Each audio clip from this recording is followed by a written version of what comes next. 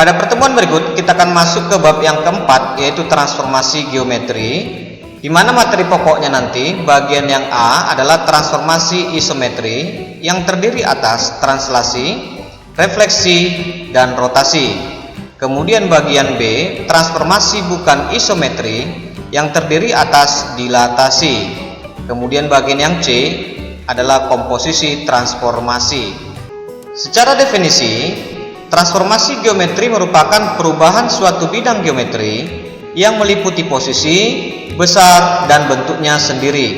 Jika hasil transformasi kongruen dengan bangunan yang ditransformasikan, maka disebut transformasi isometri. Transformasi isometri sendiri memiliki dua jenis, yaitu transformasi isometri langsung dan transformasi isometri berhadapan.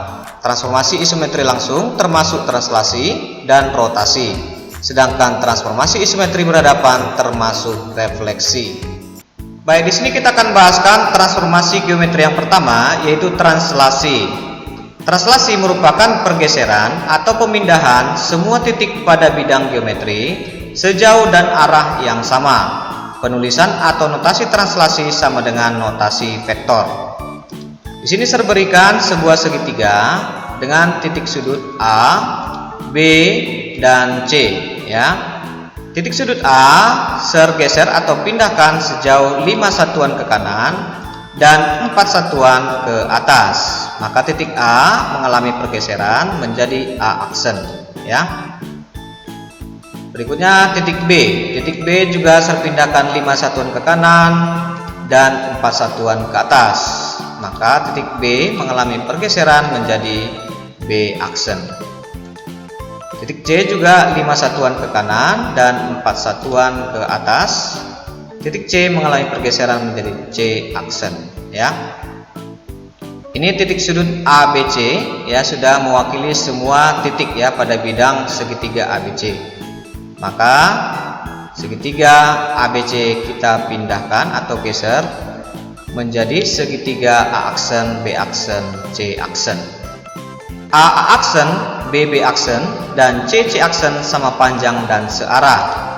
AB sama dengan A aksen, B aksen, BC sama dengan B aksen, C aksen, AC sama dengan aksen, C aksen.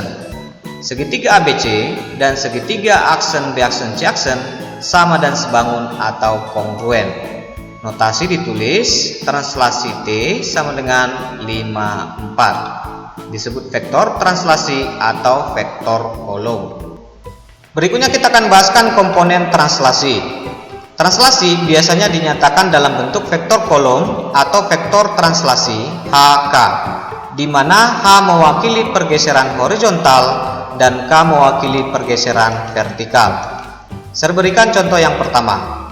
Tentukan bayangan dari titik A 5,1 oleh translasi T sama dengan negatif 4, 2. Perlu diingat, pergeseran arah ke kanan dan ke atas bertanda positif, sedangkan pergeseran arah ke kiri dan ke bawah bertanda negatif. Baik, kita akan jawab, ya. Titik A nya tadi 5,1, kemudian ditranslasikan oleh T sama dengan negatif 4, 2 menjadi A aksen sama dengan 5 tambah negatif 4, 1 tambah 2. Oke, kita tulis di sini A 5,1 ditranslasikan T sama dengan negatif 42 menjadi A aksen sama dengan 5 tambah negatif 4, 1, ya, 1 tambah 2 adalah 3. Jadi A aksennya sama dengan 1,3.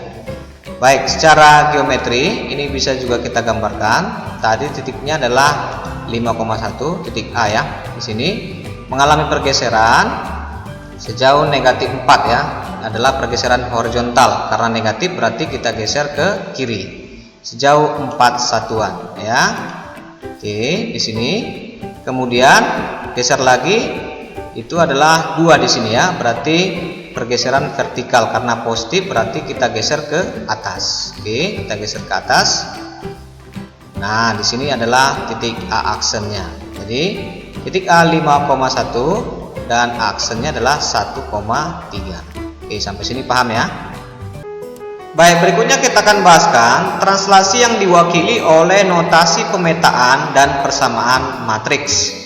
Secara umum, suatu titik X, Y ditranslasikan dengan translasi T sama dengan HK ke bayangan X aksen, Y aksen dapat dinyatakan dalam notasi pemetaan ya. Ya, bentuknya adalah seperti ini. X, Y itu ditranslasikan oleh T sama dengan H, K menjadi X aksen, Y aksen dalam bentuk persamaan matriks ya. X aksen, Y aksen itu sama dengan XY ditambah HK.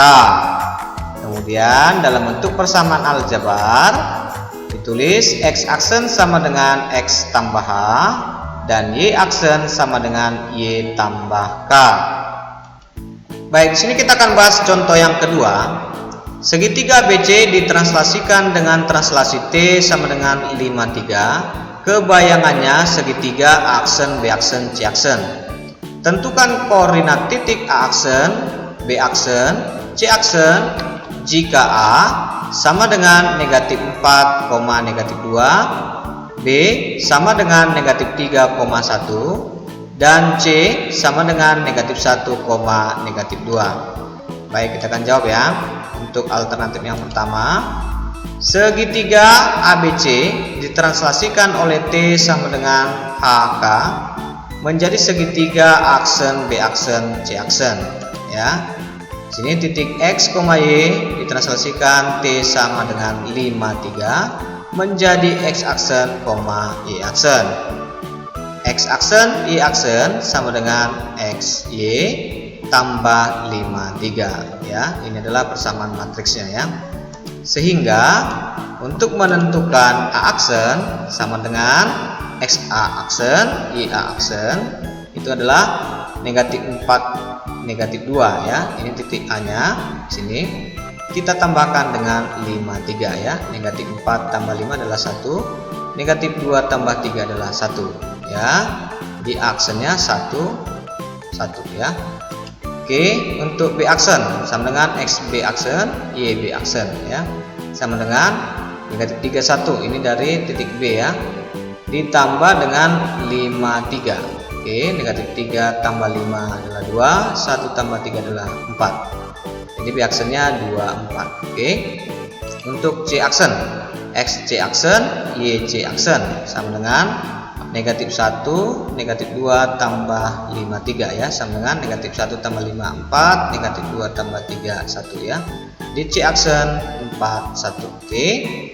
Jadi koordinat titik A aksen adalah 1,1, B aksen adalah 2,4 dan C aksen adalah 4,1.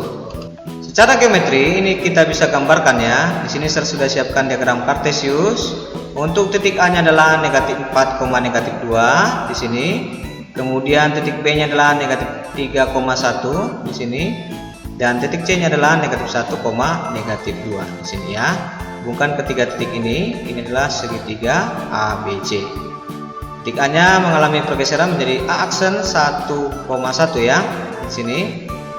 Kemudian B aksennya 2,4 di sini. Dan C aksennya adalah 4,1 di sini ya.